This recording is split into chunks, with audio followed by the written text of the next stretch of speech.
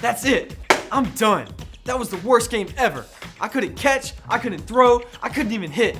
I quit. What? No way, man. I mean, come on. Your parents named you Homer. You were basically born to play baseball. Did you hear some of the players on the other team? They were making up all kinds of junk about me. Like I was only playing so I could be team captain. What a lie. I just love baseball, Hey, man. I know, man. I know. Just listen, Homer. Haters are gonna hate. Don't pay attention to those guys. Whatever you do, don't quit. You know something, Hoops? You're right. I can't quit now, no matter what people are trying to do. It kind of reminds me of the story of Nehemiah. Do you remember what I'm talking about? Yeah, of course. With like the wall and the people and things. Just check this out.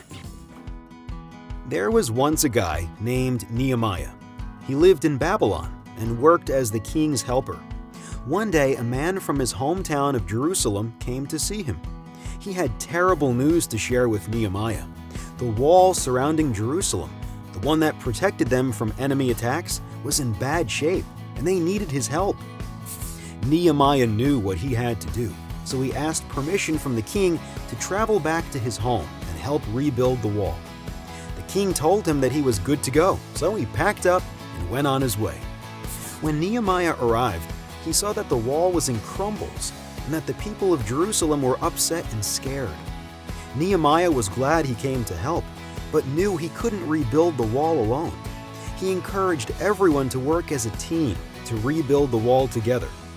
Nehemiah's team helped and worked hard, doing their part.